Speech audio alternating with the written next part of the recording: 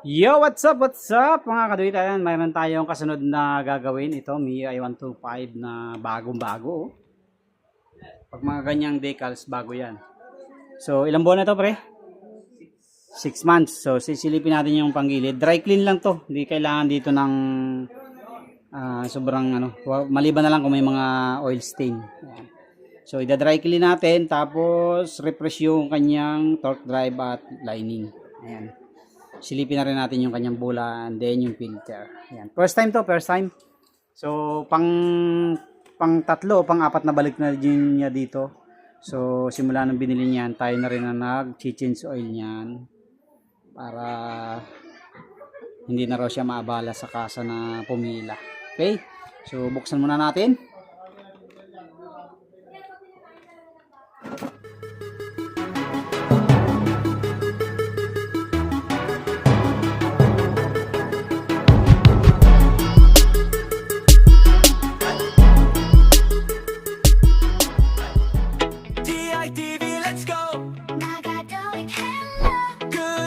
Sama-sama, riding na tara na.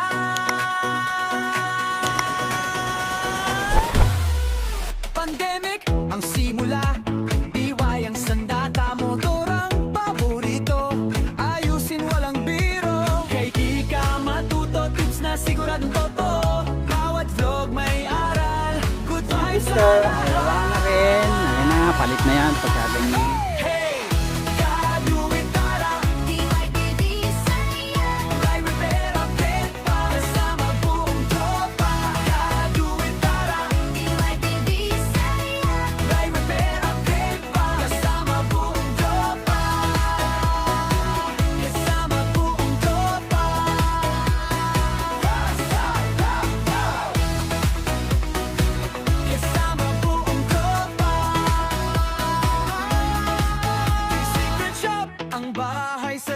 Maaasahan, motor mo'y aalagaan, quality ang labanan, TikTok, Shopee, Facebook, YouTube. Okay. So, yan medyo madumi na rin So, yan yung nakakapagpabilis maubos ng bola. Ay, hindi agad nalinis. So, mamaya-maya natin baklasin kasi medyo mainit pa. So, unahin muna natin linisan yung mga dapat linisan na yan. Pati ito. So, ito, babarasin na natin kasi hindi na kaya ng dry clean yan. So, babarasin na natin para malinis. Ito, palit nito pag ganito. Huwag nyo nang pagpilitan pang ibalik kasi ito talagang madumi na. So, yan yun. Ito na mga kaduit. Wala pa naman sunog yung kanyang kanyang bell. So, titingnan natin kung ano ang resulta. So, nalinis na natin yung kanyang kanyang mga cover. So, okay pa naman. Kasi 6 months pa lang to Ano pa bang ini-expect natin? So, linis lang talaga to. Tapos, ang main purpose dito yung bola talaga. Kailangan mapalitan kung may tapyas na yan. Katulad nito. Mayroon na diyang kaunting tapyas. Pero, meron na. Palitin na. Kasi may epekto sa takbo yan Meron na mga kadit. Ayan Pansinin nyo. Ayan. Pag ganyan kasing may kanto, may epekto na sa takbo yan. Kumakalso na yan. Tsaka kukos ng dragging. Oo, yung dragging na nararamdaman. Hindi lang sa bilyon. Dito din. Ayan pansinin nyo. Ayan. Ito malaki. Ito ang malaki. Ayan. Ayan Hindi na siya bilog. Yan. So, papalitan natin 12 na pang M3. Tapos, tingnan na rin natin yung kanyang clutch. Kung ano ang hitsura ng kanyang clutch. I-refresh natin. Lubricate natin para madulas.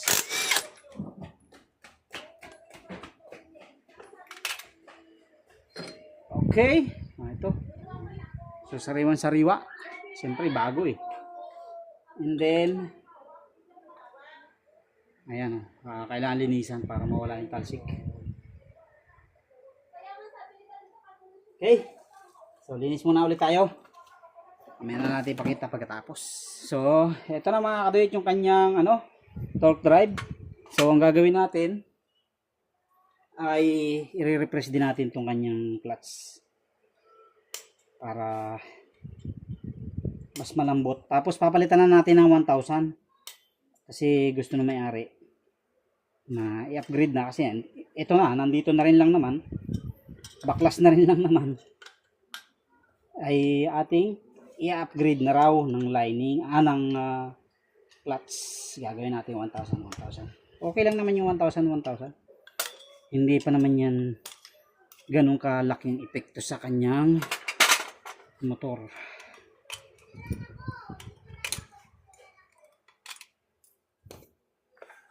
Kung bagaman ay konti lang. Ito yung 800. Ito yung pagkakaiba niya.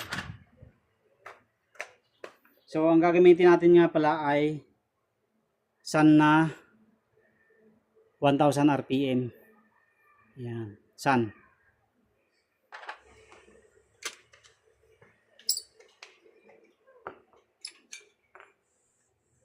So, yan na mga kadoy. Tapos na tayo maglinis. Ayun na yung mga pyesa natin. Linis na yan.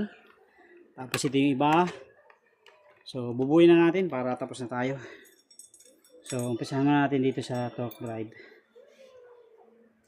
Kasi medyo patuyot na yung torque drive niya. Buti na lang nakapagpalinis siya kasi pag ito hindi agad na lagyan ng grasa, sure ball, sisirain yung torque drive natin.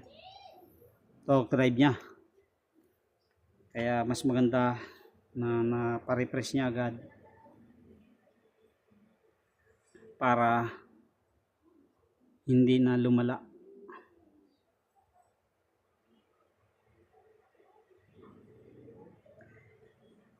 Okay. So, lagay na natin yung kanyang slider cover.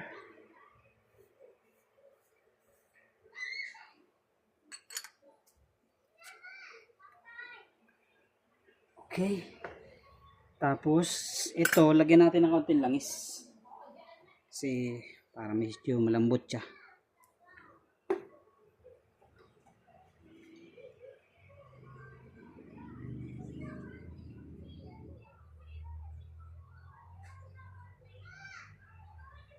Yan. Para medyo malambot ang pasok ba.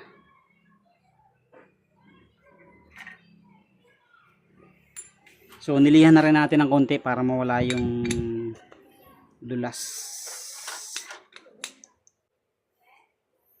So, ang kakabit natin dito sa kanya, 1,000 tapos straight 10 na clutch spring. Para medyo may RPM ang gusto niya. Hindi pa naman yan ganun katinding RPM. Konti lang naman yan. Huwag lang mag 1.2 o kaya 1.5. Kasi pag nag 1.5 na, medyo ano na yun, hihiyaw na yun, lalo kung stock lang.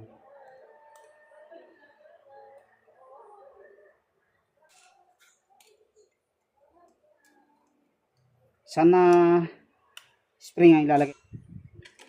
Okay, 1,000 na san. Pahit na yan, pahit na.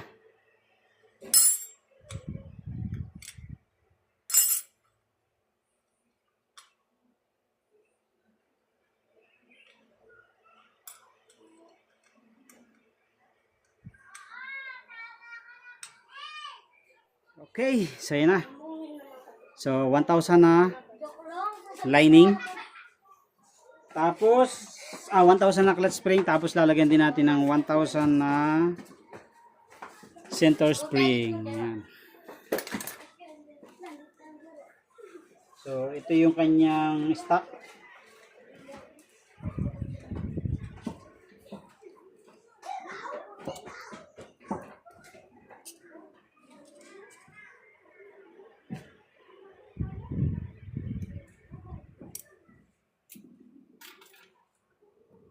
So malambot talaga yung stock kumpara sa 1,000.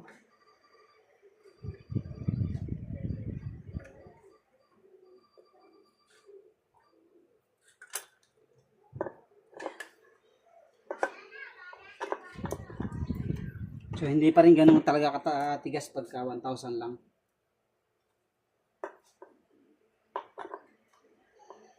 Pero may epekto na rin yan sa takbo.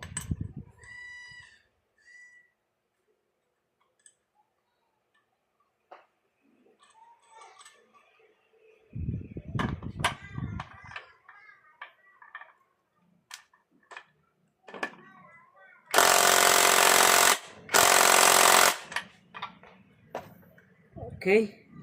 Tapos gawin natin ay straight gist na flyball. Para medyo may epekto talaga. May RPM talaga siya. So as you can see, linis na naman ang kanyang mga piyesa.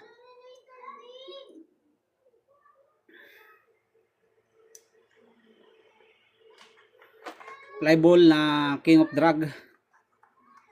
10 grams. So yan na, okay na mga kadwit. So wala tayong straight gist. Gamit ko na pala yung isang gist, kaya gagawin natin 10-11.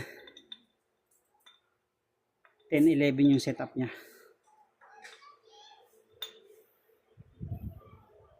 Pwede pa rin ng combination.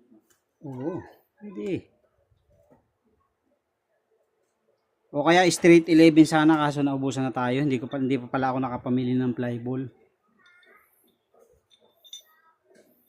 So lagyan lang natin ng kaunting padulas para hindi dry na dry yung pasok ng ating pin dahil bagong linis. Importante yan para hindi agad masira. Okay. So yan na, 10-11. Napakasalpak pa sa kanya ay MTRT na isa. So magandang klase yun. So may washer rin isa dito. Salpak na natin kasi alis tayo ng 3:30 para tapos na tayo dito.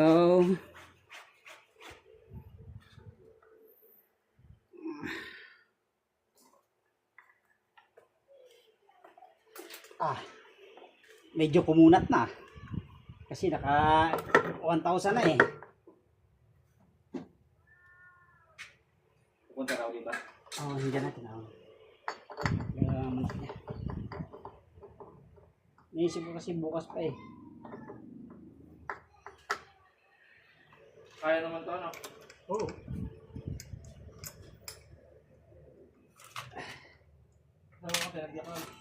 Nandiyan ba si Commander mo? Kaya tumiritso ka na.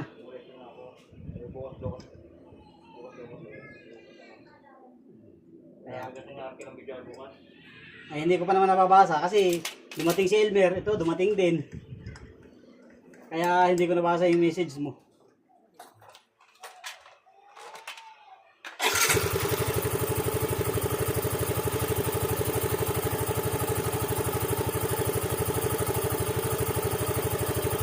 Oops, ano? Baba mo. Patay mo.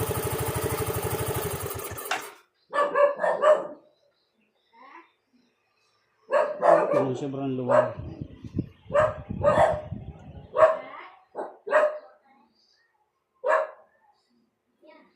So, ito na mga kadate. Tapos na tayo sa MIUI 125. So, anong ginawa natin? Nagpalit tayo ng center spring kasi hindi maganda yung center spring ng King of Drag. Inilagay natin center spring ng Sun na 1,000. So, testing nga pre. So, hindi ko na nabidyohan dahil nagmamadali na tayo. Susundo tayo. Ayan o.